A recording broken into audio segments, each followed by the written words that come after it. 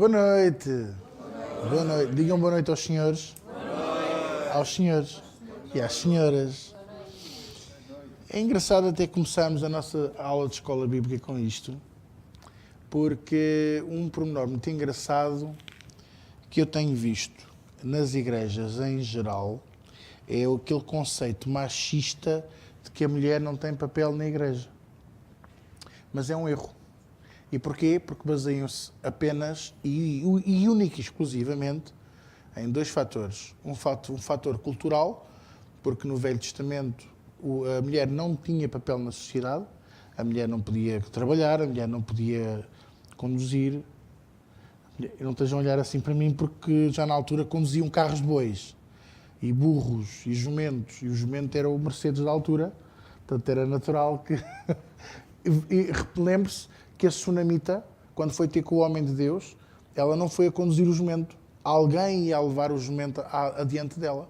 Não se esqueça disso, não é? Exatamente, era um cavalo a conduzir um burro.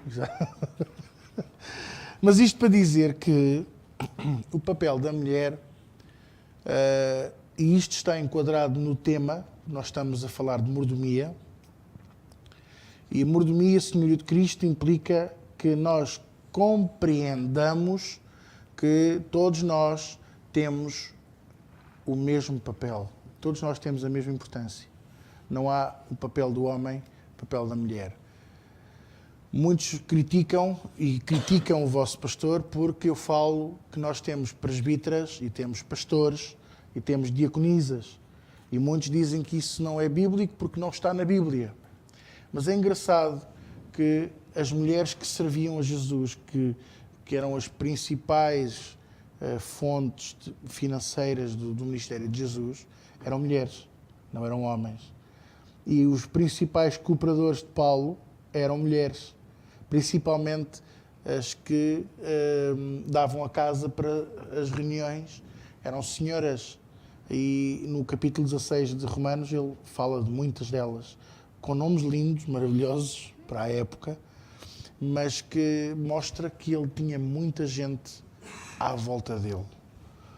E muitas dessas pessoas eram senhoras, e no domingo até vimos um exemplo muito bom acerca de Rufo, filho de Simão, o Cireneu, e da sua própria mãe, ou seja, a mulher de Simão, servia ao Senhor no ministério de Paulo, o que é fantástico. Então, eu dou graças a Deus pelos homens que estão connosco, mas também pelas senhoras que estão connosco, porque elas são a alma desta igreja também. E sim, tenho pastoras, tenho presbíteras e tenho diaconisas, com muito gosto, com muito amor, e digo-vos que não escolheria outras pessoas para o lugar delas. Porquê? Porque as mulheres são importantes. Muitos utilizam-se da palavra de Deus fora de contexto para atacar este ministério. E utilizam-se daquilo que Paulo disse. Deus criou primeiramente a Adão e depois criou a Eva. Foi a Eva que foi enganada. Paulo diz isto tudo, é a interpretação dele bíblica, que nós, ao fim e ao cabo, acabamos por respeitar e aceitar, mas nós nunca nos podemos esquecer que Paulo disse aquilo num certo contexto. Porque a seguir, e eles param de ler aí, a seguir Paulo diz que a mulher depende do homem porque Deus criou o homem primeiro, mas o homem depende da mulher porque o homem nasce da mulher.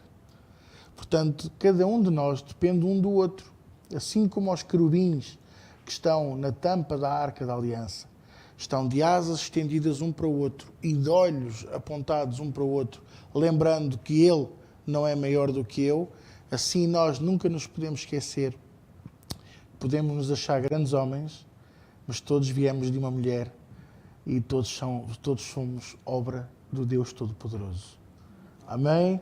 Então, para mim, a mulher tem tanta importância como o homem, e dentro da mordomia, isso implica respeitar os talentos de cada um, respeitar o espaço de cada um, e por isso mesmo, até dos que eu estou a treinar aqui na igreja, um bocadinho mais a fundo, um é um homem e duas são mulheres.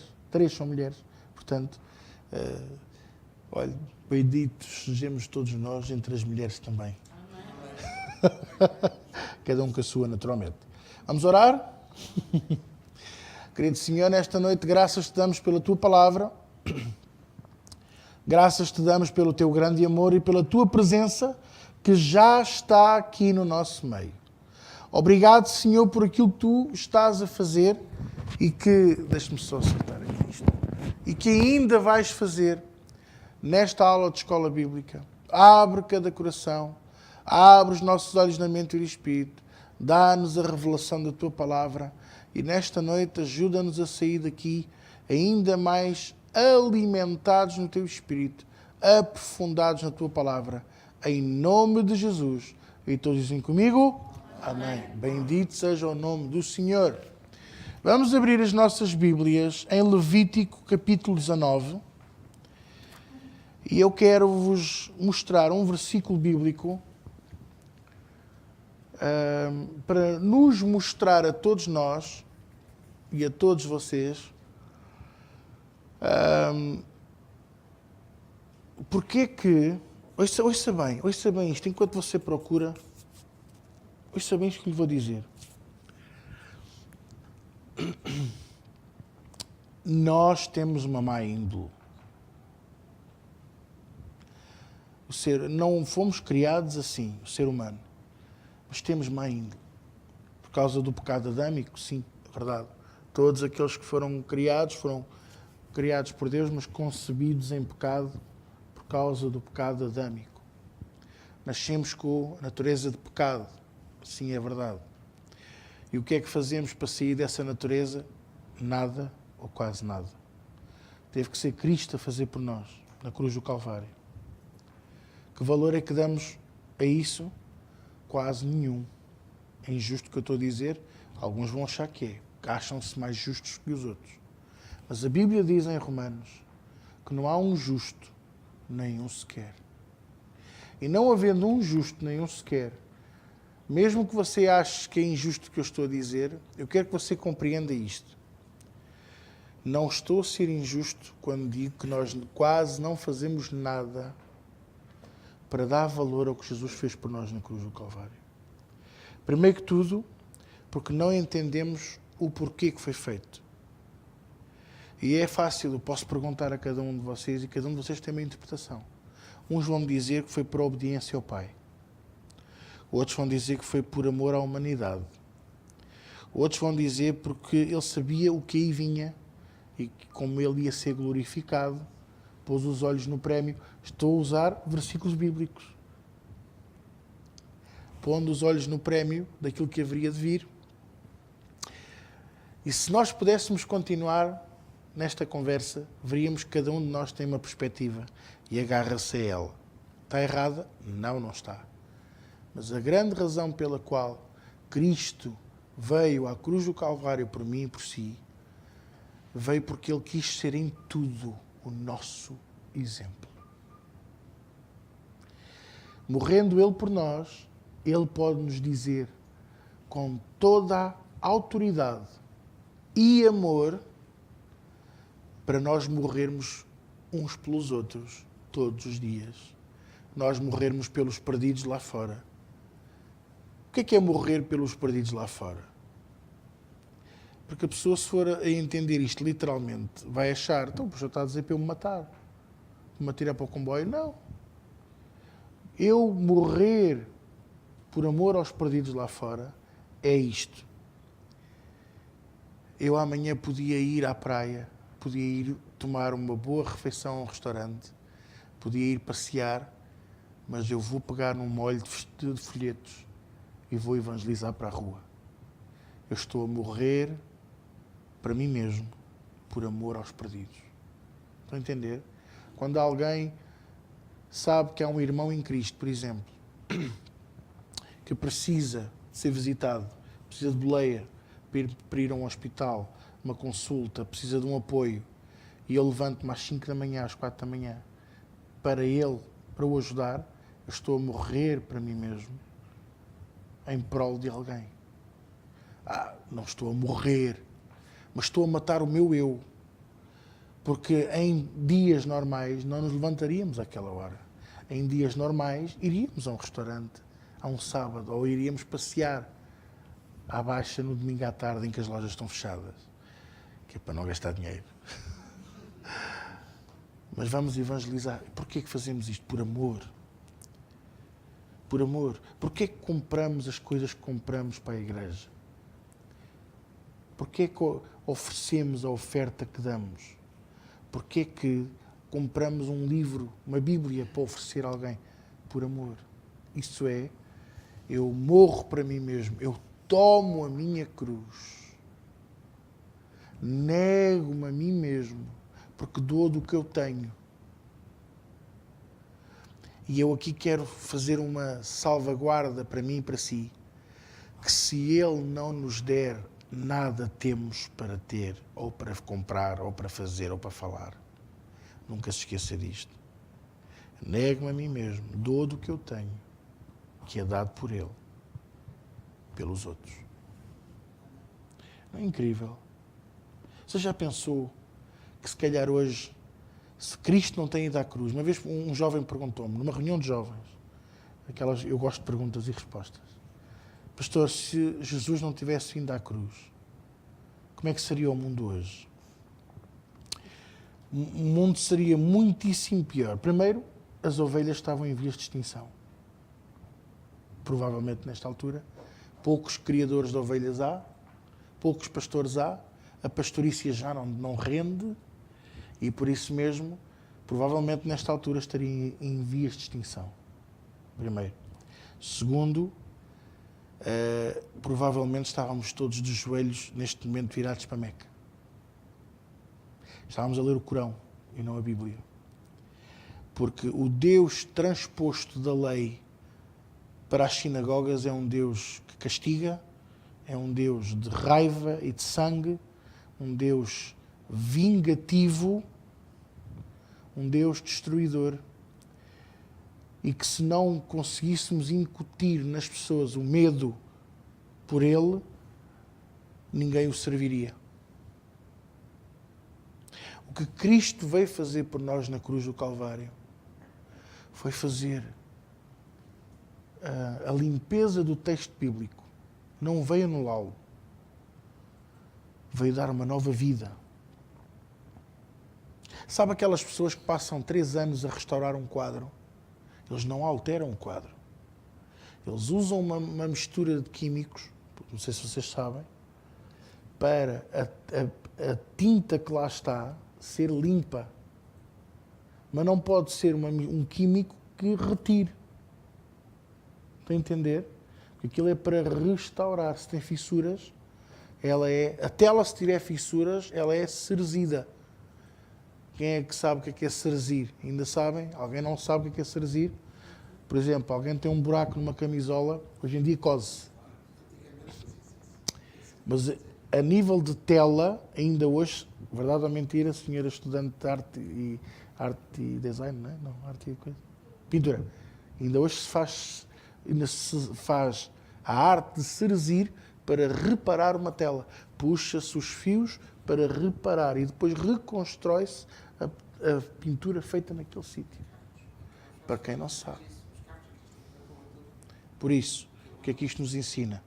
Que Cristo veio fazer isso à obra. Qual obra? A maior obra que Deus nos deixou. Qual é? Quem é que sabe o nome dessa obra? A Bíblia. Ele deixou-nos a sua palavra escrita. Quando eu digo que Ele nos deixou a sua palavra escrita, sabe para que foi? Para que nunca ninguém diga assim: mas eu ouvi Deus dizer isto. Eu já trabalhei para um pastor que tinha, fora eu e mais outros, tinha uns 3 secretários ou 4. E nós todos tínhamos que escrever o que ele dizia. Porque quando não escrevíamos e o confrontávamos com: mas não foi isso que você disse, ele dizia logo: eu nunca disse isso. Vá, sai da sala, você está-me a enervar. Então nós tínhamos que escrever. E eu vi muitas das vezes os secretários todos com o caderno, com a data, com a frase ipsis verbis: o pastor disse isto, eu nunca disse isso, vá, todos fora daqui. Mas estava lá escrito. O nosso Deus não é filho do homem para que minta, nem homem para que se arrependa, e por isso deixou tudo, tintim por tintim, escrito. E não tendo ninguém maior do que ele, por quem jurar, jurou por si mesmo. Como quem diz que eu deixo de existir se aquilo que eu escrevi não é a verdade e não acontecer.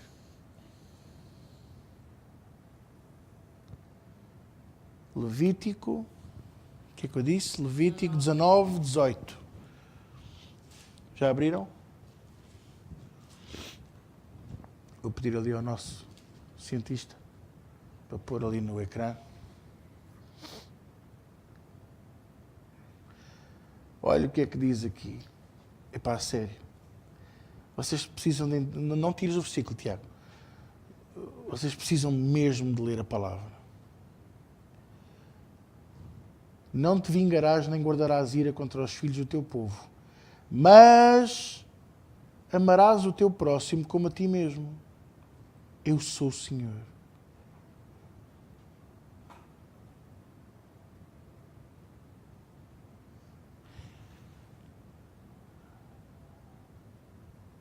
Põe lá outra vez, Tiago. Eu acho que ninguém acreditou aqui na sala que isto está escrito no Velho Testamento.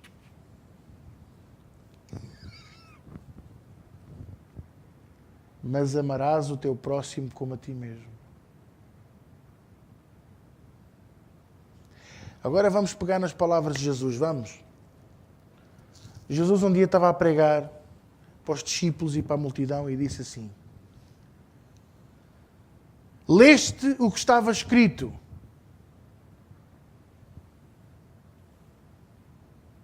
Odiarás os teus inimigos, amarás aqueles que te bendizem. Foi isso que ele disse? O que é que ele disse? Não. Ele disse isto, mas não disse a primeira parte. Não. Jesus nunca disse, leste o que estava escrito. Jesus disse, ouviste o que foi dito pelos antigos. Odiarás a quem te aborrece e amarás o teu irmão. Porém, eu agora vos digo. Agora veja. O que está na lei é o amor. O espírito da lei é o amor. Mas o que é que os homens tiraram da lei? A letra. Matando o espírito. E o Senhor aborreceu-se e afastou-se dos homens por causa disto. Então, teve que trazer o seu próprio filho à cruz do Calvário para em tudo ser o nosso exemplo e mostrar-nos que para cumprir a palavra, para cumprir os desígnios, para cumprir a vontade, se não for por amor, nunca vai funcionar. Ouça, nunca pode ser desta maneira. Eu quero esta parede pintada de branco. É de branco? É de branco. Pumba de branco. Não. Tem que ser assim. Eu gostava desta... Veja como é que eu disse. Eu gostava desta parede pintada de branco. Sim, pastor, o branco vai ficar bem. A sala vai ficar maior. Zunga. Amor. Não pode ser a obediência nua e crua. Porque a Bíblia assim o diz. A letra mata, mas o Espírito vivifica. E o Espírito é o quê? O amor. Agora veja, para aqueles que diziam que a lei não tinha amor, acabámos de ler, no livro mais duro da Bíblia, que é o Levítico, que tem os artigos todos da lei, tem os castigos todos, lá pelo meio, aquele Deus que os judeus e muitos dos bons cristãos católicos, sejam eles romanos ou não, apostólicos ou não, carismáticos ou não, protestantes ou não, muitos quiseram dar uma imagem de um Deus castigador, de um Deus duro, de um Deus distante. Porque é muito mais fácil levar alguém a Deus pelo medo do que levar a Deus pelo amor. Ora desvalorizamos um ora tememos tanto o outro que nem o queremos ver. Como o nosso Deus não é de radicalismos a não ser contra uma coisa, quem é que sabe contra o quê? Contra o pecado. Ele é radical contra o pecado. Ele é radical com as pessoas. Então se entrasse agora aqui um gay, o que é que Deus fazia? Caía um raio e rachava-o a meio. Ia-lhe dar o mesmo amor. E ia esperar que ele se arrependesse. Se entrasse aqui um assassino, ainda com a faca a pingar sangue. Epá, exatamente. Pingar sangue porque teve a cortar bifes. Pronto. Ali para o café.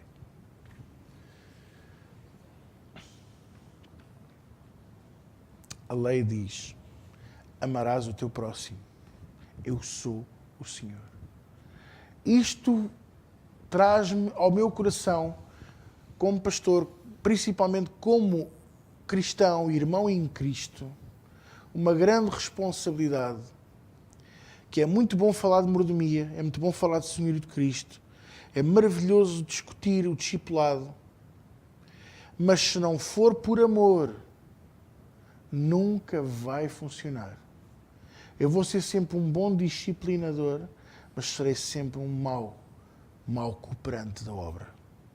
Serei sempre um bom obedecedor, mas serei sempre um péssimo líder. Entender? Porque não sei agir em amor.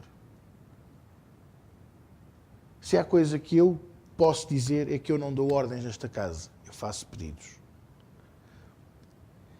E isso é um orgulho santo que eu tenho. Porquê? Porque nós somos todos uma equipa e nós somos cooperantes com Cristo. Eu não sou o patrão, eu sou o mordomo.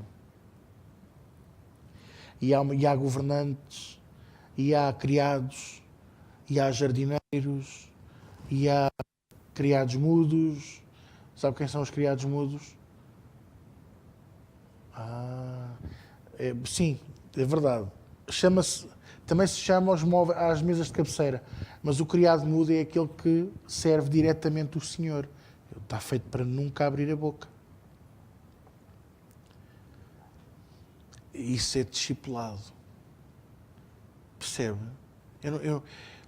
O servo deveria de ser invisível, mas no discipulado de Cristo, no Senhorio de Cristo, o servo tem que ser visível. Não das luzes, não para receber aplausos, aquela coisa do eu fiz, não, eu faço, que toda a gente saiba que fui eu. Mas tem que ser visível para estar pronto para. Entende? Porque o Senhor não está aqui. O Senhor está dentro de cada um de nós. E nós somos os transportadores dele. O pastor não é o transportador do Senhor. Cada um de nós somos o transportador do Senhor da seara, do Senhor da obra, do Senhor da igreja. Há um governante, há um mordomo, porque afinal de contas sou eu que pago as contas, sou eu que transfiro os dinheiros, sou eu que compro as coisas, sou eu que dou instruções para me comprarem as flores para as senhoras.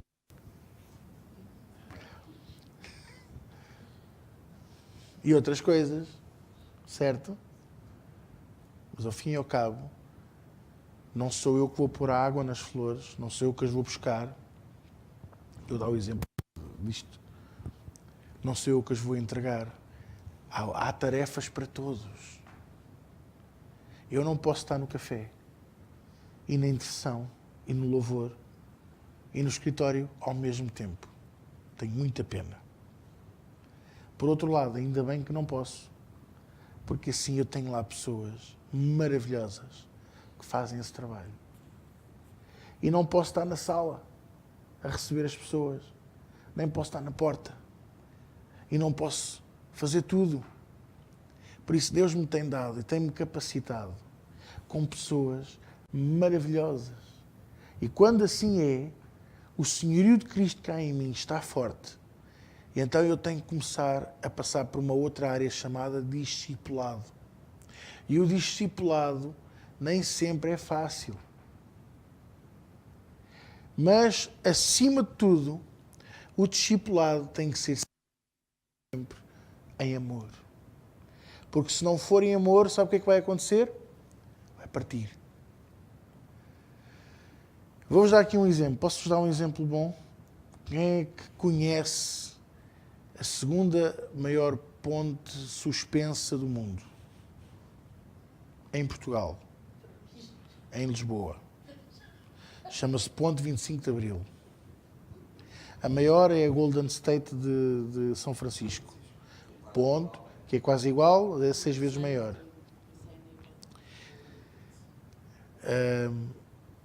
6 ou 7 vezes maior. E é engraçado que aquela ponte é um bom exemplo do Senhorio de Cristo. São pontes feitas para durar 50 anos. 50. Mas são pontes que, se forem bem cuidadas, durarão para sempre. E é engraçado que é uma ponte que nunca está parada.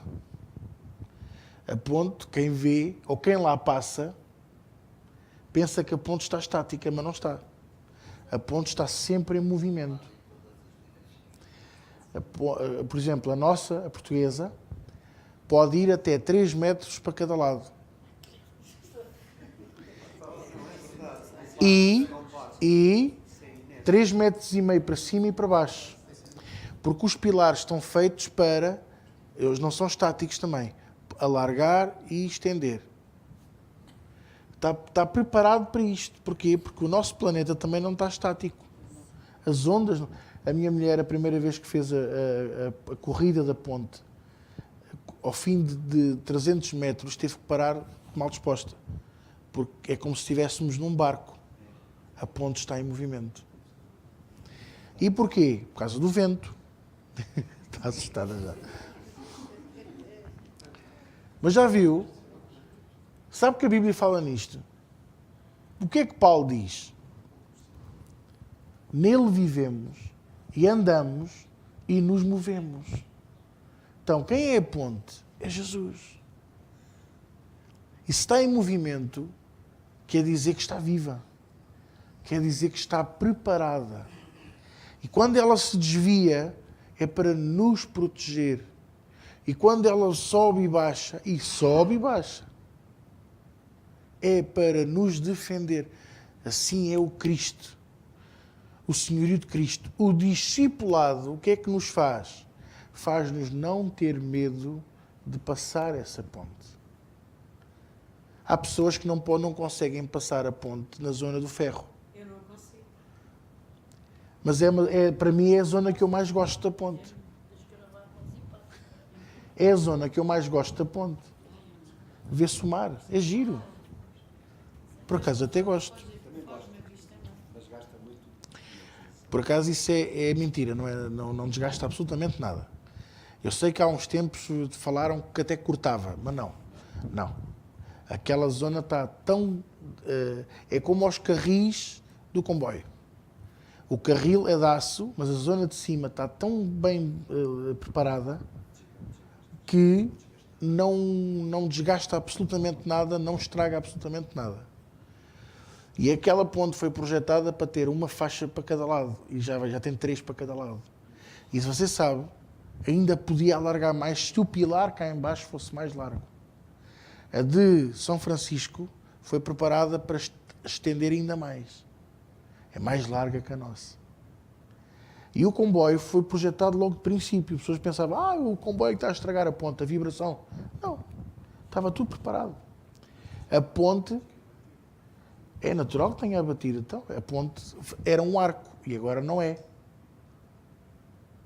Mas é engraçado que em 1998 fizeram a primeira grande manutenção da ponte. E agora veja porque é que eu estou a falar na ponte. E as pessoas acharam muito estranha, porque a ponte estava envelhecida, perto dos 50 anos. A ponte já tem muito mais do que isso. E já passou muito da sua durabilidade, mas continua ali rija. E agora vai levar outra manutenção. E sabe do que é feita essa manutenção? Furos. Vão furar o aço, parece que vai enfraquecer, mas vai fortalecê-lo. Porque vão encher os furos com parafusos de titânio. O que vai trazer robustez à própria estrutura, não à parte que se mexe. Que essa parte, de 5 em 5 anos, as coisas dilatadoras são substituídas. Mas aquela parte dos parafusos é a parte que vai fortalecer. E você diz assim, ok, lindo, maravilhoso, uma aula de escola bíblica sobre pontes. Ok, o que é que vem a seguir? Casas. Não, tem a ver que se eu fosse a ponte, eu não gostava de levar furos, porque doem. E eu vou achar que vou enfraquecer. Quando eu passo pelo deserto, eu sempre acho que vou enfraquecer. O deserto é duro, é desgastante, não há lá nada. Nunca sei quando acaba. Pastor, é muito peso. Já viu? São milhares de carros por dia e não sei quantos comboios. E cada comboio pesa não sei quantas toneladas. É muito peso. E Deus diz-nos assim, filho, quando eu te chamei, eu te capacitei para isto tudo e muito mais.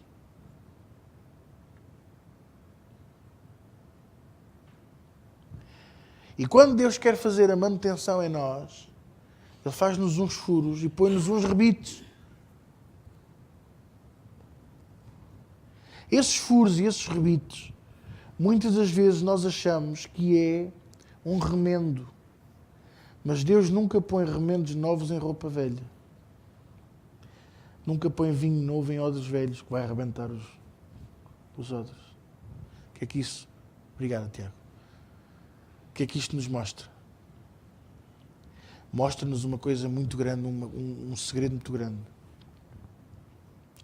Cada um desses rebites que Deus põe faz-nos novos.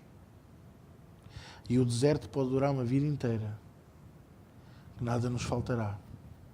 E sairemos de lá mais novos do que quando entramos. Mais experientes. Muito mais sábios. Muito mais dominantes. Veja, quando eles terminaram essa obra, que começou em 98, terminou em 2003, ou o que é que foi, o próprio engenheiro disse, esta ponte está pronta para mais 50 anos. Não é impressionante? E passam lá milhares de comboios, milhões de carros. É uma coisa... O peso. Quando alguém me diz assim, é muito, pastor, eu não aguento isto. Isto é uma carga muito grande que eu estou a levar, pastor, não aguento. Eu lembro-me logo deste exemplo da ponte. Quando nós dizemos isso a Deus, Senhor, eu não estou a aguentar, Deus diz-nos assim, já está, filho, eu vou buscar ali o berbequim, eu vou buscar uns rebites de titânio, e nós nunca gostamos, mas ficamos sempre melhores.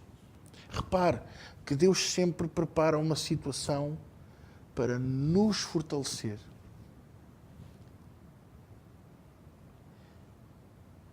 Quer um bom exemplo? Eu vou-vos dar um bom exemplo.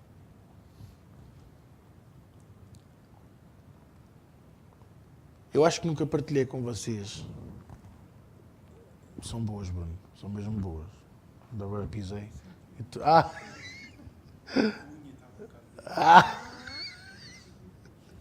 Desculpa, foi sem querer.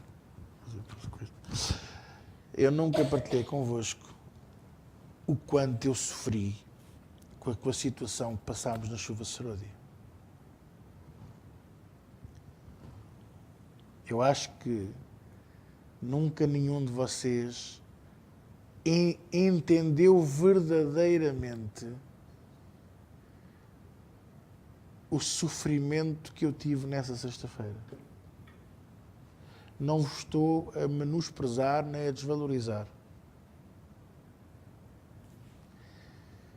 Por tudo.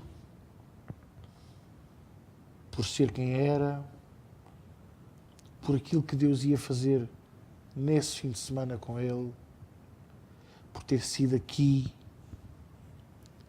Passou-me tudo pela cabeça. Eu não consigo.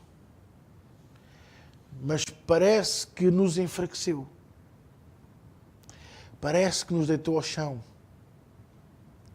Parece que nos roubou a paz. Mas se você analisar bem, novembro, dezembro, janeiro, fevereiro, março, ainda nem 6 meses, foi 4 meses depois. E você diga-me, na minha cara, se estamos melhores ou piores. Muito melhores. Porque ele partiu. Não, nada disso. Porque quem está melhor é ele. Ele é que está mesmo melhor do que nós. Mas é a família. Fortaleceu-se. Família de Deus. Deus continua a abanar a árvore. Deus fortaleceu-nos com a sua seiva e preparou-nos para algo ainda maior. Mas aparentemente ficámos todos mais frágeis. Eu também fiquei. Pensa que não.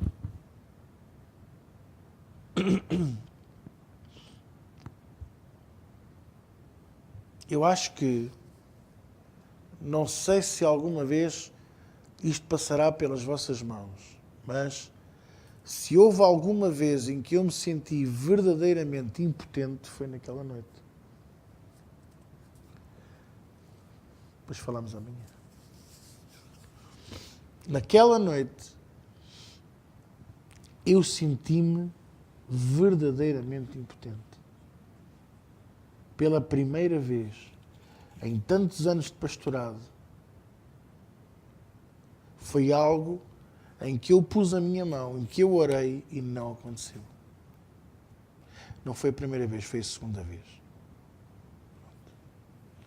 Mas como na primeira vez eu ainda vi algo acontecer, se calhar esta chocou-me mais. E ver um pastor amigo como o pastor Fidalgo assumir, ele dizer, eu não gostava de estar na sua pele neste momento. E não ter palavras, entende? E isso pode acontecer com cada um de nós. Todos nós podemos estar numa situação em que nos sentimos impotentes. No sentido de que não temos o controle da situação. Nem conseguimos ter esse controle. Seja por uma situação de vida ou morte, uma doença, um problema de tribunal, um roubo de um carro, perda de um familiar, perda de um emprego, seja o que for. Entende o que eu quero dizer? Mas há uma coisa que eu quero que você entenda. Que Deus tem a sua forma de nos discipular e de trazer até nós o seu senhorio, incutindo em cada um de nós, primeiramente, sempre o amor.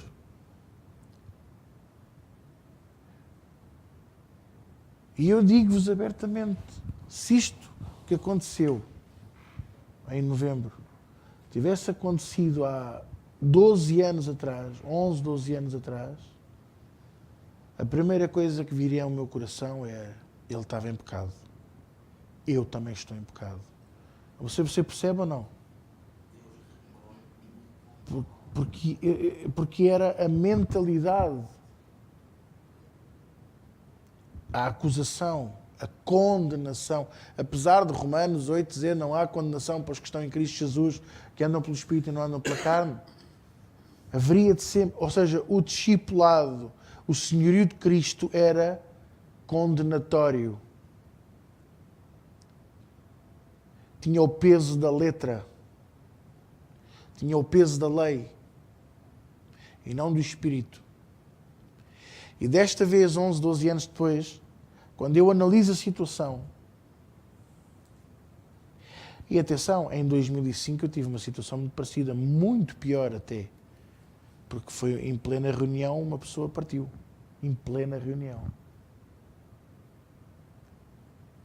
E o líder dessa igreja, na vez de de incutir nas pessoas, primeiro que tudo, o temor a Deus, mas o temor verdadeiro.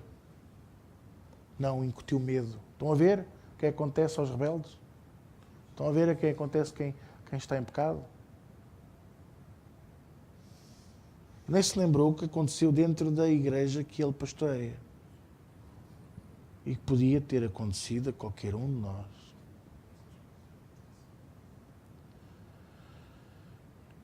Então, qual era o espírito? Condenatório. O peso da lei, a letra.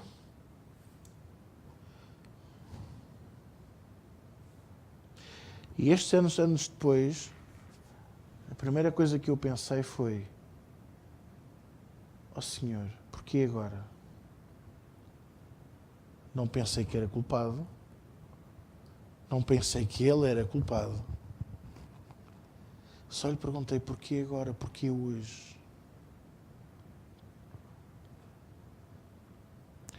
Logo as filhas me contaram que ele tinha o desejo de partir aqui. Eu quando morrer quero morrer na igreja.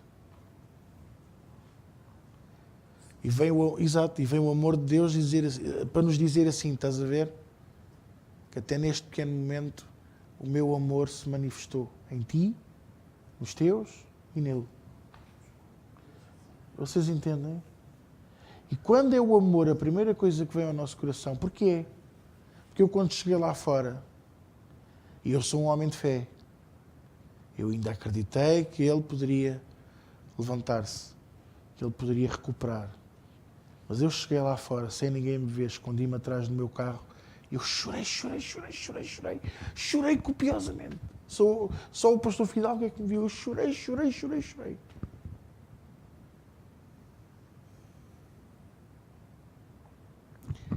Por amor a ele. E foi isto que Deus me mostrou já esta semana.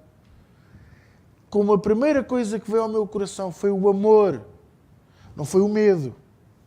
Não foi a condenação. Não foi o apontar do dedo. Foi o amor. E o não duvidar. Foste tu. Só perguntei porquê agora e porquê hoje. Porque não na segunda-feira. Em paz. Estão a entender? Deus mostrou-me que nós estamos discipulados no amor. Que o nosso senhorio de Cristo é um senhorio de zelo e de princípio, mas em amor. Que o que fazemos por amor. Não fazemos por medo do inferno. Não fazemos por medo de perder o lugar. Não fazemos porque temos competição entre presbíteros ou entre pastores. Que fazemos porque queremos agradar a Deus.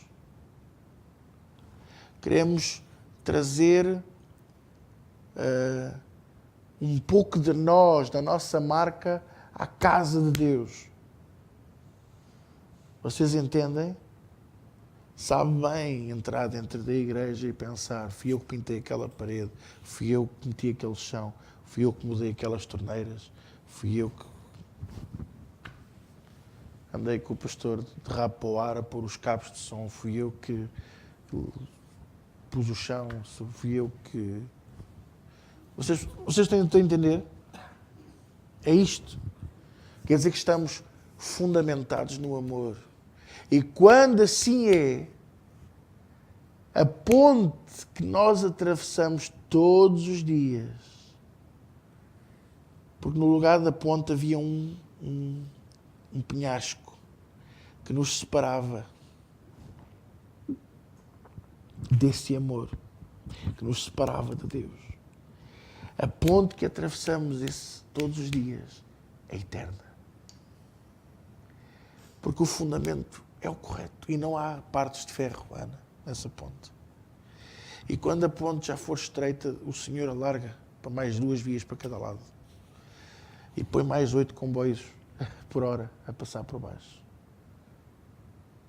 E se tiver que pôr um tabuleiro ainda mais abaixo, com mais carros, põe em túnel. E mais 4. Percebe? Porquê? Isto prova que o Senhor prepara a estrutura de cada um de nós. Vocês dizem-me assim, às vezes, alguns de vocês em conversa comigo, como é que o pastor aguenta tanto? E eu nunca vos respondo, geralmente digo sempre a mesma frase: a Deus toda a glória. Porque eu sei porque é que eu aguento. Por causa do senhorio de Cristo que habita em mim. O meu discipulado é de amor. De encontrar um fulano que tanto mal me fez até aqui nesta casa, no meu local de trabalho, e cumprimentá-lo como se fosse meu vizinho, como se fosse meu amigo, como se ele fosse meu irmão em Cristo, que é. E é este poder de encaixe, é este grande amor que vem sobre nós e que nos mostra que o verdadeiro senhorio de Cristo não são regras, não são princípios básicos de uma vida cristã. Não é isto ou aquilo, é amor. Porquê é que eu faço isto? Porque amo. Porquê é que eu troco as minhas sextas-feiras? Podia ir para a discoteca. Por acaso até nem sou de... Mas podia, tenho uma mulher nova. Pois, por acaso é engraçado. Depois conto isto, agora não. Mas depois eu conto. Mas podia trocar, podíamos ir jantar fora todas as sextas-feiras, ir a um bar, passear ao luar, ver se havia lobisomens ali para a zona de Sintra ou não e tal. Estou a brincar com vocês. Na Serra, na Serra. Em todo lado, glória a Deus. Mas percebem? E eu troco. E ela sabe, por mais que ela me cobre, a minha esposa, ela cobra-me. Podias ficar em casa hoje. Fica hoje em casa. Depois telefona-me. É para casa. Não, eu a ela não é uma questão de trocar. Eu disse-lhe, eu sentei-me com ela quando começámos a namorar e eu disse-lhe assim, isto há 13 a 14 anos atrás, eu disse-lhe, olha, eu gosto de ti, eu amo-te muito, quero casar contigo, mas nunca te esqueças que eu antes de te conhecer já era pastor, já servia a Deus e que Deus vai estar sempre, sempre no primeiro lugar, Deus em primeiro lugar. Sempre no trono da minha vida. Sempre. Nunca te vou trocar por Deus. Nunca vou trocar Deus por ti. Nunca na minha vida. E no dia em que tu disseres que não queres nada com Deus, nesse dia vais-me estar a dizer a mim que não queres nada comigo. Ela teve 2 dias a pensar no assunto. Era o senhor Sopas, não é? Não ia estar a enganá-la. Nem ia estar a perder o meu tempo. E ela diz que sim. Hoje cobra-me coisas que não devia de cobrar, mas eu também não a levo a mal.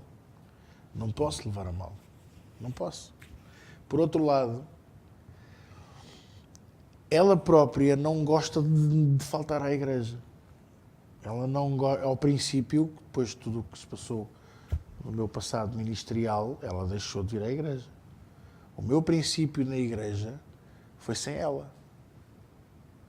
E eu lembro-me como se fosse hoje dos irmãos que iam... Desculpa, Bruno, agora fez tu. Estás perdoado. Mas olha, a Bíblia diz para a gente não se vingar, não sei lá. Estou a brincar. E ela... Eu lembro-me no princípio, quando eu comecei a igreja, em 2008. Vamos a caminho de 11 anos. Havia umas irmãs que ficavam cá atrás. Pois, a mulher dele nunca veio, coitado, está sozinho, faz tudo sozinho. Coitado. O que é que... Coitado. O que é que lhe havia de calhar? Um dia calhou eu ouvir a cena. E eu virei-me para essa irmã, que ainda cá está. É a minha pioneira. É a minha pioneira. Virei-me para ela e disse-lhe assim, olha, irmã, para não dizer o nome, disse-lhe assim, irmã, o que é que me havia de calhar? Não me calhou nada porque fui eu que a escolhi. E perguntei a Deus, é esta? É. Então se é esta, passe eu o que passar. E se foi Ele que me a deu, então eu sei que é a pessoa certa. E eu não olho. Já nem me lembro dos tempos em que ela não ia. Dizia-me mesmo, eu não vou. Não vale a pena convidar, acho que eu não vou. Não quero. E eu dizia-lhe, mas eu nunca te fiz mal. Como pastor, nunca te fiz mal nenhum. Não é por ti. É porque eu não consigo. Eu ainda não consigo. E um dia, ela começou a aparecer. Um dia do nada, já nós estávamos em Santos. Ela apareceu-me lá. E eu fiquei contente. Quer dizer, fiquei contente. Primeiro iam caindo os olhos das órbitas. E depois tive de fechar a boca. E ela assim, muito, muito calmamente para mim, entre dentes. Estás assim tão surpreendido eu ter vindo à igreja? E eu... Não estou nada. Está espetacular, espetacular. E a partir daí, nunca mais foi preciso dizer, anda, vamos. Não. E no domingo foi o que lhe disse. Estás adoentada, ficas em casa. Que ela queria vir. Não é preciso impor nada. E nós temos de ser pacientes. Ainda há bocadinho estávamos a falar nisto, não foi? E se nós formos pacientes, há um ingrediente que está sempre misturado com a paciência. Como é que se chama? Amor. Ainda bem. Estão a ver como vocês estão todos diferentes. Há 5 anos atrás todos me respondiam fé. Mas não é a fé que está misturada com a paciência. É o amor.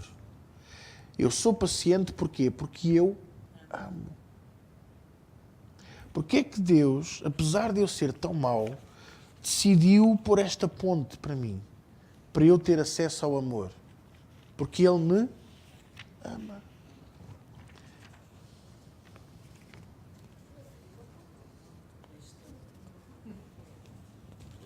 Mas esta está partida porquê?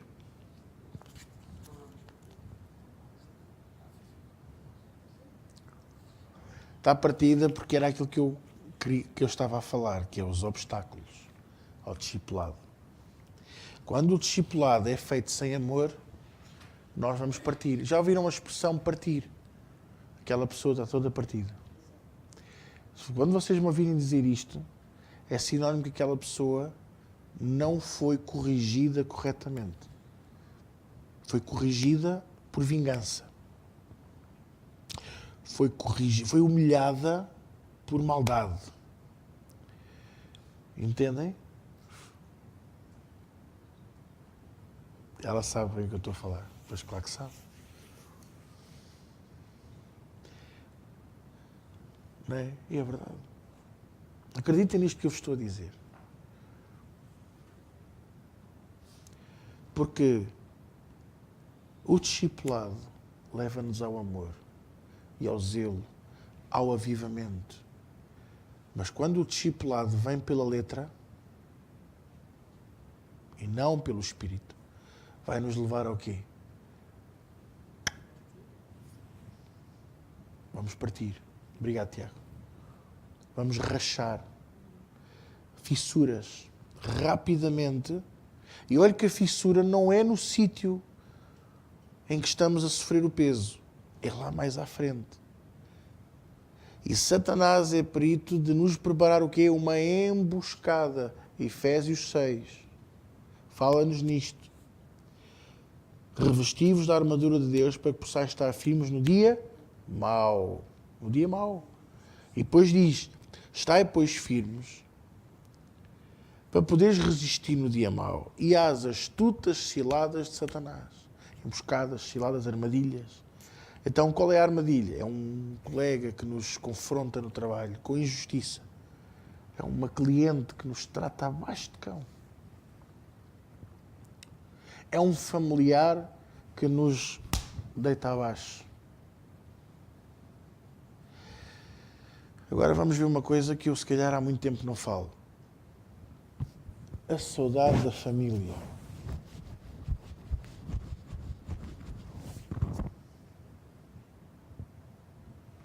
A ausência prolongada. Pode ser uma astuta cilada de Satanás. E se eu não tiver... Verdade. Estou a falar sério. Eu estou a pensar, por exemplo, eu tenho pensado muito nisto, nos nossos irmãozinhos, por exemplo, a nossa irmã Virgínia, que está na Irlanda. Os filhos estão cá, os netos estão cá. Se ela não é uma mulher firme, e tu sabes muito bem, a nossa Zélia sabe muito bem, a nossa Aline sabe isto muito bem. Se nós não estamos firmes em Deus, se não temos o discipulado e o senhorio de Cristo fortalecidos nos pilares da maneira certa, e a Carla também sabe, uma coisa só nossa, mas ela sabe, é uma armadilha que o diabo nos põe. Rouba-nos o ânimo, rouba-nos até muitas vezes a vida. Estão a ouvir o que eu estou a dizer? É mesmo verdade. É mesmo verdade. A saudade da família, a solidão. Porque é que eu estou sempre a falar na nossa irmã Lucinda? Porque é que eu faço tanta questão que vocês, se puderem, que a conhecem, liguem para ela, falem um bocadinho, falem. Ela falará 30 minutos, garantidamente. Vocês ouçam. Deixem-na falar. Ela vai-vos perguntar por mim e a seguir vai falar ela. Ela pergunta e responde. Não faz mal.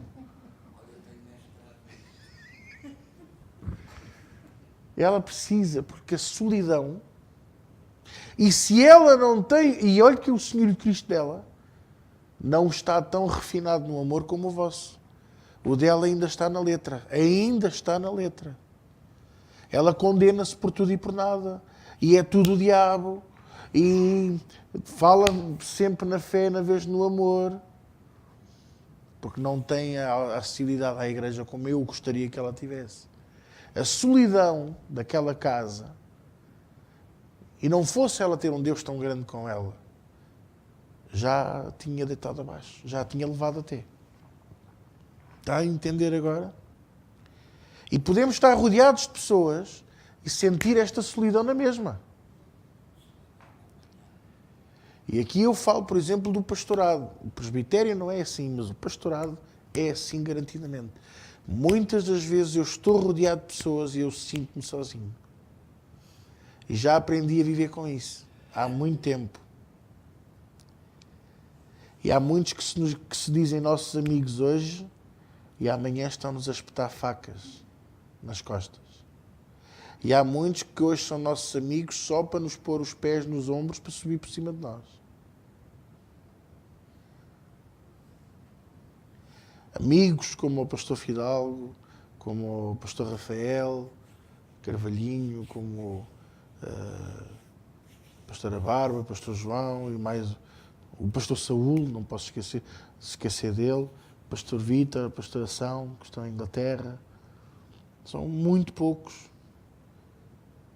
Como eles, são muito poucos. Somos amigos uns dos outros altruisticamente. Não estamos à espera de nada.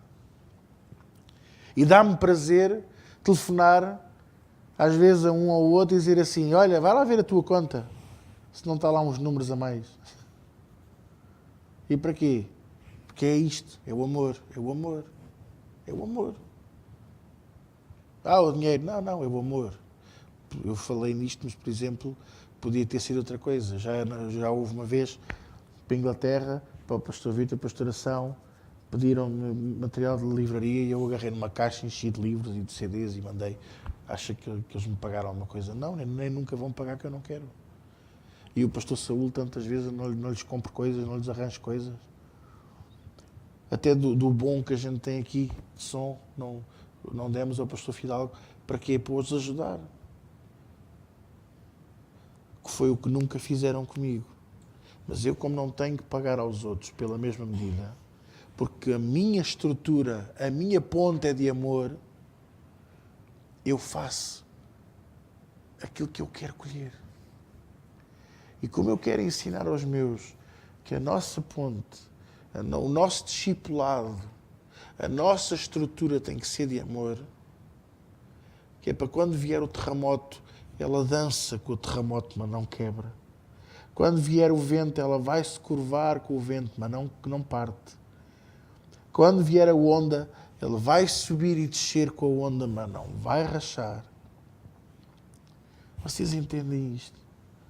E assim seremos sempre o discipulado verdadeiro do Cristo ressurreto, morto na cruz, vivo dentro de cada um de nós, que morreu por nós na cruz do Calvário por amor, não por amor à coroa, não por amor àquilo que Deus Pai ia fazer ao nome dele, não por amor ao lugar direito, ao lugar à direita de Deus Pai, não por amor à chave do inferno e da morte, não por amor à vingança contra Satanás, mas por amor a mim e a si.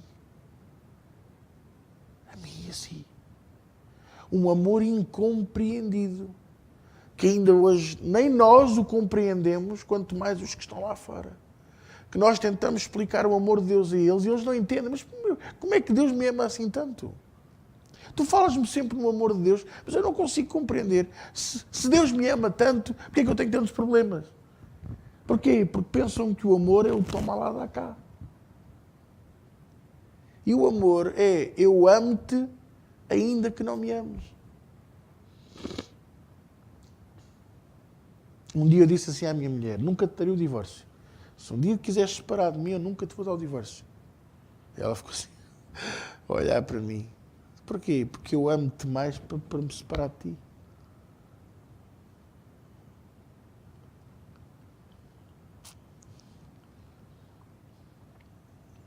Para chegarmos a esse ponto, a fratura tem que ser tão grande, tão grande, tão grande. Percebe? Mas para haver essa fratura tem que faltar uma coisa, que é a estrutura inteira dessa ponte que eu fiz com ela, juntamente com Deus, que é o amor. Percebe o que eu estou a dizer? Isto é o verdadeiro senhorio de Cristo. Eu faço por amor. Eu não faço porque o pastor me mandou. Eu faço por amor. É preciso segurar numa pessoa para ela não cair no chão, ou cair no chão em segurança. Eu seguro, pastor. É preciso reparar um aquecedor, é preciso desmontá-lo todo. Eu desmonto, pastor. É preciso ir visitar um irmão à Sibéria. Eu vou, pastor. Já andas lá perto, é a Suíça.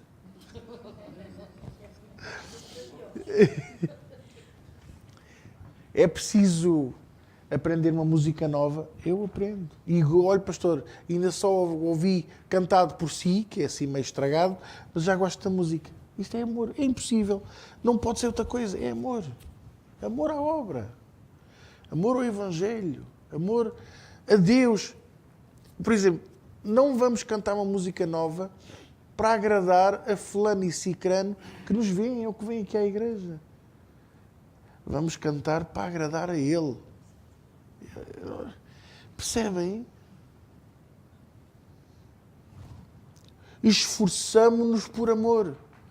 Atravessamos esta ponte por amor e vencemos os obstáculos. E digo-vos, vamos encontrar muitos obstáculos. Agora é que eu estou a ver as horas. Os obstáculos ao amor e ao discipulado. E um dos grandes obstáculos ao discipulado, sabe qual é? E um dos grandes obstáculos é o nosso caráter. É o nosso caráter. E se, olha aqui um bom exemplo. E se Deus reparar no nosso caráter e vê que nós exigimos respeito dos outros e ainda não estamos capazes de o dar, Deus vai pôr uma pessoa ao nosso lado que não nos respeita. E que vai andar sempre ali. Ele próprio não vai saber porquê.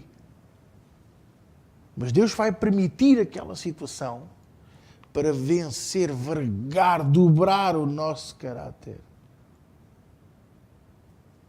Isto é um exemplo. Eu falei nisto, podia falar noutras coisas. Eu, por exemplo, deixe-me cá ver, eu tinha um caráter muito difícil, mas muito difícil. Vocês hoje são sortudos. Sério. Eu era rijo. Sabe o que é rijo? Olha, eu vou-lhe só dar aqui um exemplo. Não, não é nesse sentido.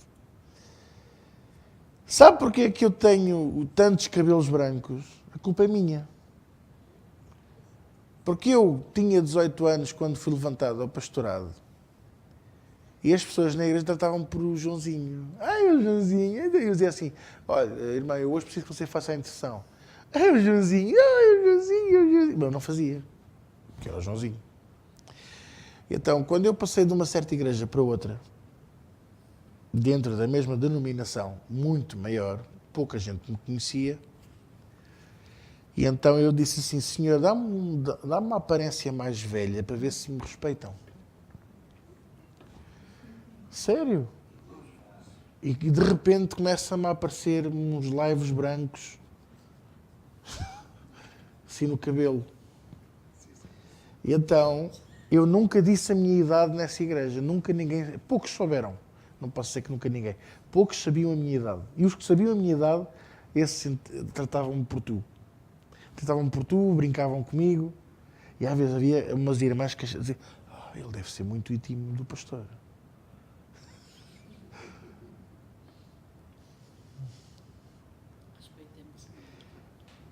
Porque não me respeitavam pela minha idade. Se eu dissesse que eu ia para uma igreja tomar conta de um departamento que tinha 600 líderes, peguei nele com 200, é verdade, 600 líderes, e dissesse, eu tenho 22 anos, eles riam-se da minha cara, faziam de mim gato de sapato. É verdade. Então, com os cabelos brancos que eu tinha já na altura, já achavam que eu era mais velho. E já me respeitavam um bocadinho mais. E como é que eu consegui mais respeito? Fechando o meu caráter. E foi o maior erro que eu fiz. Porque ao fechar o meu caráter, tornei-me rijo. Não é esse rijo que você está a pensar. É aquele rijo que nem a água amolece. Ao ponto de, quando eu saí dessa denominação em 2007... eu fui para uma outra denominação, por instruções de Deus, e encontrei lá umas irmãs que, quando me viram, tremeram. E eu fui-me abraçar a elas, a chorar, a pedir perdão daquilo que eu tinha dito e feito. E eu lembro-me como se fosse hoje. Eu saí da casa de banho e elas estavam por trás do corta-vento da casa de banho. Sabe o que é um corta-vento, uma parede? Eu estava atrás e elas só diziam assim, não é o mesmo homem, de certeza. Deve ter acontecido alguma coisa, teve um AVC ou qualquer coisa. Quem o conheceu como ele era, quem o vê aqui, sem eles saberem que eu estava por trás do corta-vento. E foi aí que eu percebi que Deus estava a moldar o meu caráter. Que tudo o que se tinha passado tinha o propósito de moldar o meu caráter. E porquê daquela maneira? Porque eu se calhar não quis aprender de outra. Hoje, pela graça de Deus, eu aprendo com Deus de outra maneira. Já não preciso de bater com o queixo no chão, de andar com o nariz todo esfolado, com feridas na testa. Sabe? Estas expressões que eu uso são as marcas, são as provas da nossa caminhada e da forma que Deus encontra de nos tratar. Muitas das vezes vamos com o queixo ao chão e não gostamos. Quem é que gosta de cair? Ninguém gosta. Sujar, esfolar um joelho, estragar uma calça, esfolar as mãos. Ninguém gosta, não é? Mas é aqui que entra o grande segredo. É que podemos cair, mas Ele também está lá para nos levantar. E depois olha para nós e veja como é que Deus faz. Olha para nós e estás a ver. Olha essa ferida no queixo. Desnecessária. Mas sabes, vai ficar cicatriz. E a gente pensa, cicatriz. Se somos solteiros, pensamos, as miúdas vão gostar. Mas sabe uma coisa? É cicatriz espiritual. E quando eu digo cicatriz espiritual, são coisas que nos ensinam como agir na próxima vez. Por isso, então, e por isso eu tenho a paciência que tenho. Por isso eu tenho o caráter que tenho hoje, a forma pensada do amor, vivida do amor, praticada do amor, porque sem esse amor eu próprio não estava redimido. Nunca se esqueçam disso, que eu vivo no amor de Deus porque foi esse amor que me salvou. Porque senão, eu mesmo sendo pastor, eu ia parar ao inferno. E infelizmente conheço alguns que se não mudarem, entretanto, vão lá parar porque não deixaram Deus tratar o seu caráter. E um caráter torcido, faz isto. Faz partir a ponte. E que ponte é esta? É a ponte que faz a ligação entre nós e quem? Deus. E o amor de Deus. Agora, não é a ponte de vida, não. É o amor. É o amor, Daniel, que é o que eu estou a ensinar. É bom você ouvir o que eu estou a ensinar, que é importante. Agora, uma coisa que eu acho também importante, e vou terminar com isto, é nós percebermos que tudo o que nos é colocado na mão não é nosso. Tudo. Poderia dizer assim ao contrário. Nada que nos é colocado na mão é nosso. Mas eu acho que é muito duro. Então eu prefiro dizer tudo o que nos é colocado na mão não nos pertence. Os meus filhos não são seus. Os meus netos também não. O meu carro nunca foi seu. Durante os anos que eu teve a pagar foi da locadora e agora que já o pagou é de Deus. É de Deus? Não, mas está lá o meu nome. Está lá o seu nome e se você partir amanhã, como é que é? Fica cá. Então mais vale pô-lo ao serviço do Senhor. Quantos lugares tem? Tem 7. Boa, pode levar 9 pessoas para a igreja. 9? Sim, a bagageira é grande. Não esteja a rir, eu com o meu velho Opel Corsa, levei 9 para Évora. 9. 2 deles, um ia com os pés de fora de uma da janela e o outro ia com a cabeça de fora. Pela autoestrada. E ninguém se queixou de frio. E ainda houve um que me mandou parar a meio da autoestrada porque viu um ouriço cacheiro morto, queria levá-lo para fazer cebolada para o jantar. Já passei muita coisa engraçada. Está ali. Não, está ali. Mais. Vou-vos dizer mais. Vou-vos dizer ainda mais. Vou-vos contar mais ainda. Entendam o seguinte. Tudo o que Deus põe na nossa mão é para nosso serviço, mas para a sua glória. Se eu uso o meu carro para fazer as neiras na estrada, eu não estou a dar-lhe a ele a glória. Por isso é que eu brinco. Nós vemos os outros a fazer as asneiras e, na vez de xingarmos, convidamos-os para almoçar. Porque nós também vamos fazer. Então temos que pensar, ter cuidado, que até a nossa condição é para a sua glória. A nossa casa é nossa ou é de Deus? E o dinheiro que está no banco é nosso ou é de Deus? Olha, basta pensarmos assim. E já me aconteceu. Não ter nada e aparecer uma conta muito grande. Mas sabe o que é não ter nada? Quando aparece um menos antes dos números num extrato bancário, é sinónimo do quê? Que está negativo. Então, eu quero o que eu dizia à minha mulher. Então, não é não ter nada, nós temos é dívidas.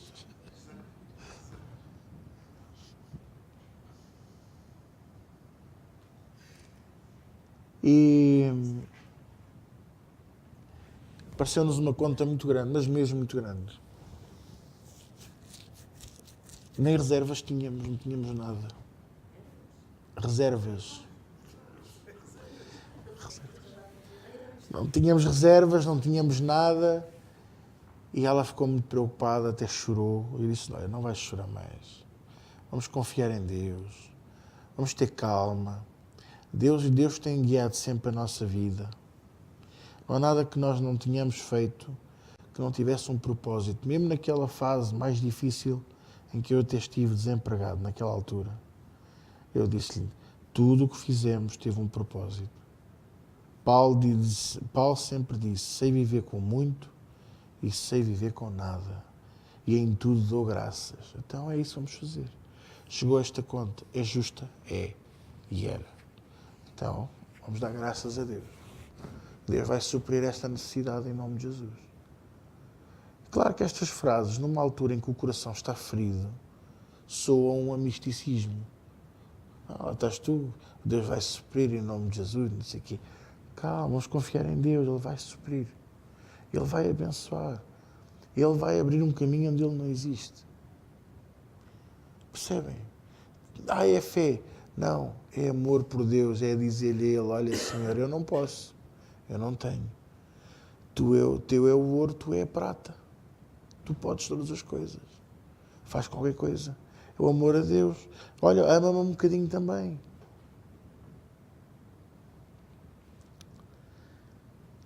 E sabe o que aconteceu? Eu acho que já vos contei isto, não sei se foi a semana passada.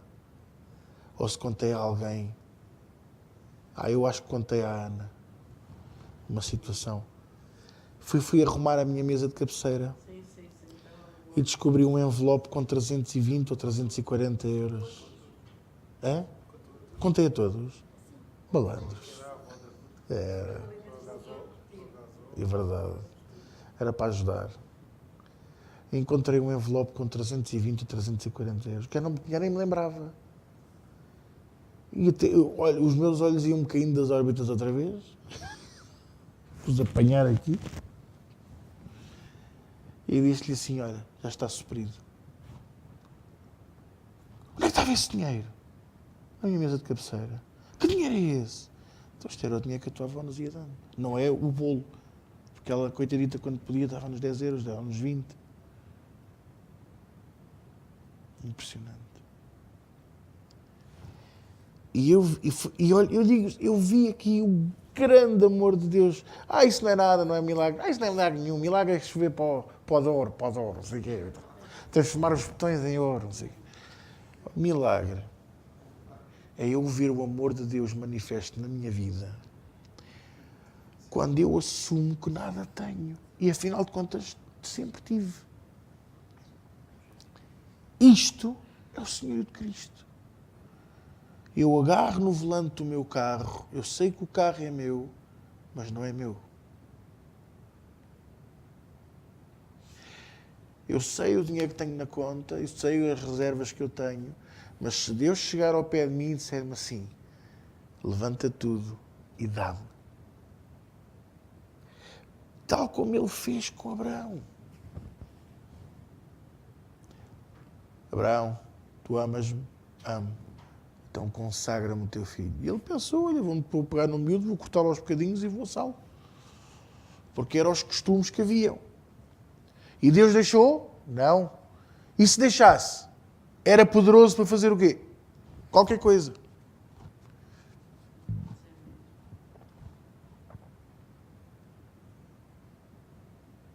Mas o que é certo é que o seu grande amor impediu de fazer ali uma coisa terrível, que iria estar escrita. Iria lançar muita confusão. Percebe? Mandou o seu anjo dizer, alto, não faças tal coisa. E tudo porque ele disse, quando o menino perguntou, onde está o sacrifício para imolarmos? O Senhor proverá. Moriá. Ainda hoje aquela colina se chama Monte Moriá. O Senhor proverá. Quando você estiver em dificuldades financeiras, quando você estiver com uma carta do tribunal, quando você tiver uma ameaça de um cliente, um colega que... Moriá, nunca se esqueça, o Senhor proverá. Nada me faltará se eu colocar Deus em primeiro lugar, porque eu o amo, não porque Ele me vai dar, porque eu o amo. E se Ele não der, eu o amo. É isto. Isto é o verdadeiro senhorio de Cristo.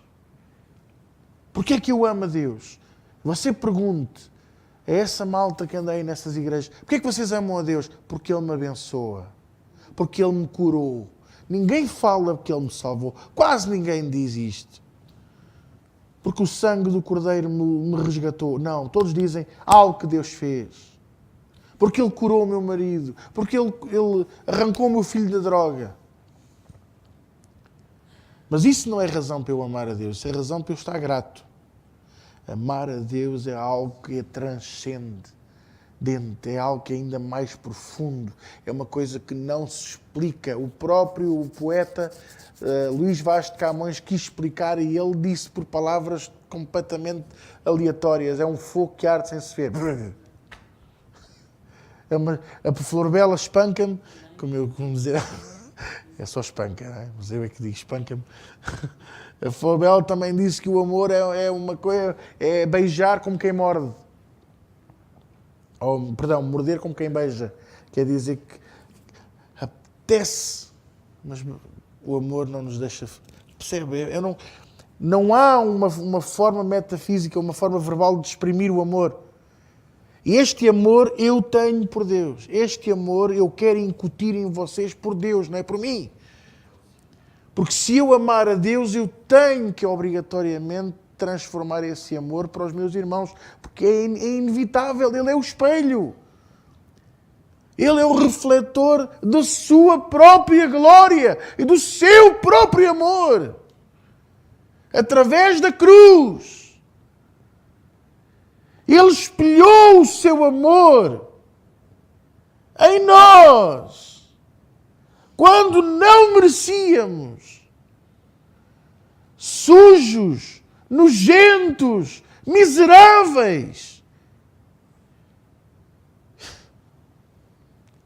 Cobriu-nos com o sangue do seu Filho. Eu ontem vi a notícia daquele homem doente seropositivo, doente com SIDA, que fez um transplante de medula e ficou sarado.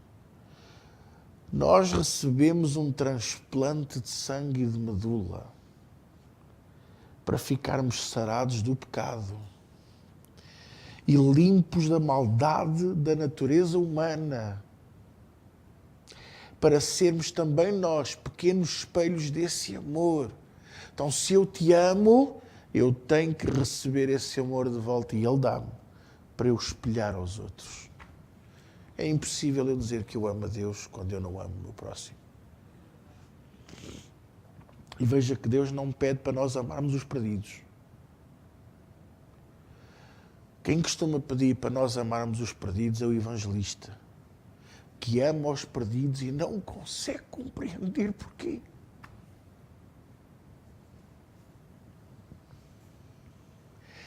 O evangelista ama os que não têm Jesus e não consegue explicar porquê.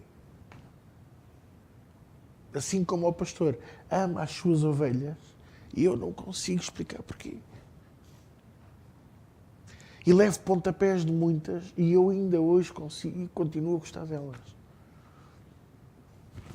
Não sei porquê. Não sei. Percebem agora? E o amor faz toda a diferença. O amor faz toda a diferença. Não é sexo. Não é o amor de amigo. O amor eros. É o HP.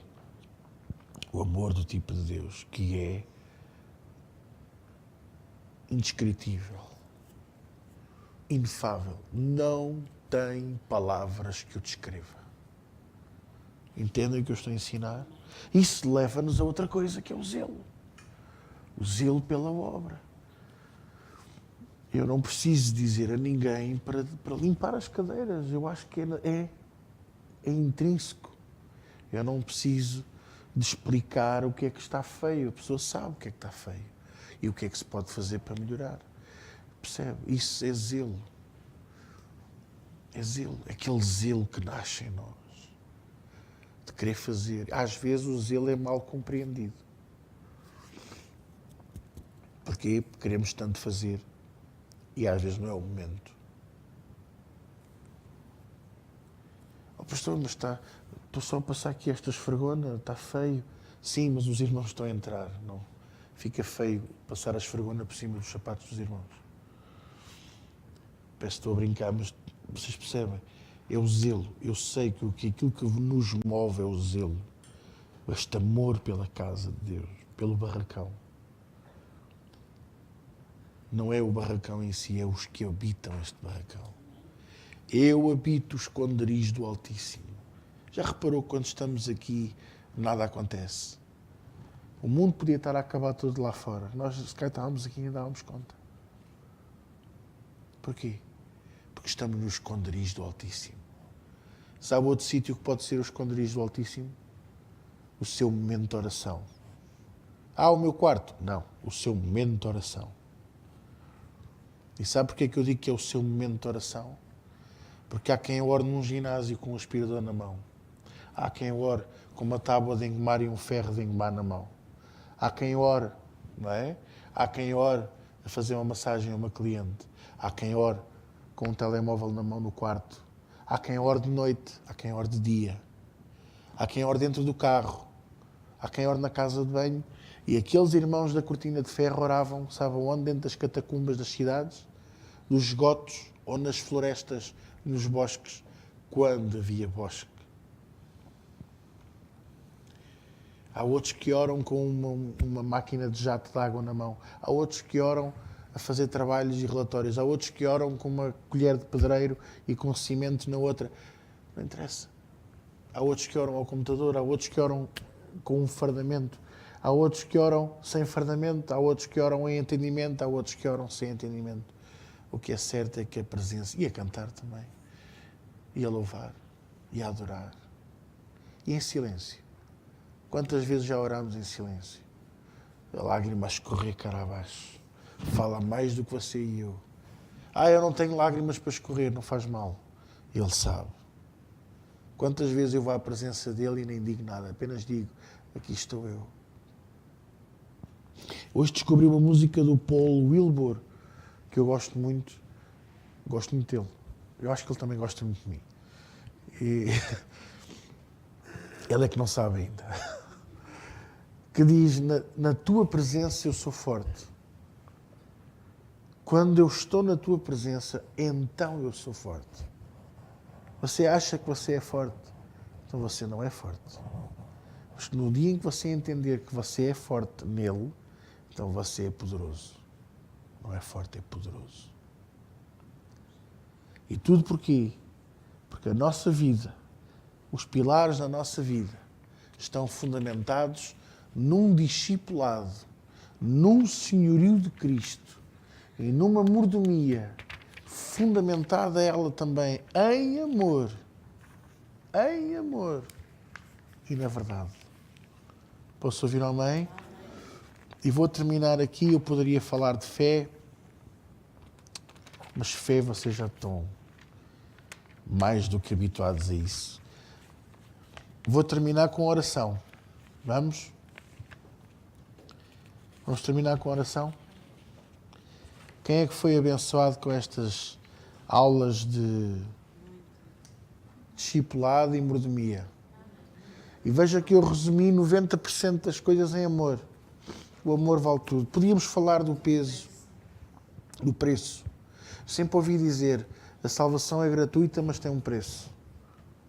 Servir a Deus é gratuito, mas tem um preço. Eu falei nesse preço logo nas primeiras 3 aulas.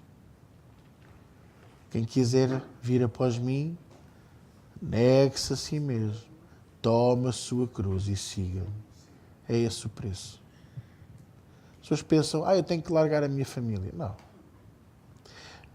Até porque Jesus nunca disse isso. Há uma frase que Jesus disse, que o maior inimigo do homem, não do pastor, não do servo de Deus, do homem, seria a família. Do homem. Sim, é. Mas o amor pode mudar isso. Porquê que a família é o nosso maior inimigo? Porque são aqueles que têm menos propensão a dar o exemplo.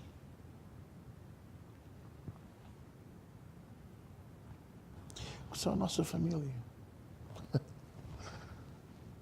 Jesus também disse outra frase. Não cuideis que eu vim trazer paz, mas eu vim trazer espada. E ficam tão baralhados com isto.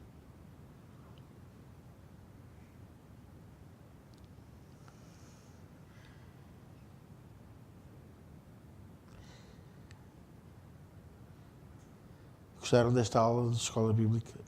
Apenas com um versículo bíblico. Levítico 19, 18. Ou 19, 16. 18. Estavam atentos. Que diz lá, ama o teu próximo. Eu sou o Senhor. E para quem alguma vez lhe disser que o amor não está na lei, você hoje aprendeu que quem tirou o amor da lei foi o homem. E como achou que eram poucos os 10 mandamentos, acrescentou-lhe 613 preceitos. E como ainda achou que eram muito poucos, acrescentou-lhe mais 300 e qualquer coisa, ao ponto de serem 960 e tal, perto de 1000 preceitos, 1000 regras. E a Bíblia diz que aquele que falhasse uma era culpado de todas. Quer dizer que você se esquecesse. Imagino que uma das regras era pôr as plantas à janela para apanhar sol. Se você se esquecesse de pôr as plantas a apanhar sol à janela, você era tão culpado quanto o assassino, o ladrão, o violador. Horrível, não é? A graça tirou a balança da nossa vida, em que o pecado já não é quantificado. Não é maravilhoso? É pecado, ponto. Não é pecado grande nem pecado pequeno. Mas a lei diz que havia pecado grande e pecado pequeno. Era muito mais grave tirar a vida de alguém do que, por exemplo, matar o boi do vizinho. Salve seja.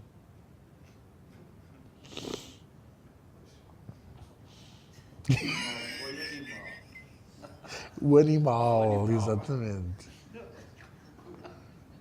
A graça tirou essa balança. E a graça diz, pecado é pecado, ponto. É tão grave mentir como o assassino. Mas graças a Deus que até nisso o Senhor nos justificou. O sangue do Cordeiro nos justificou. Onde superabunda o pecado, onde abunda o pecado, superabunda a graça. Amém? Vamos orar? Hã?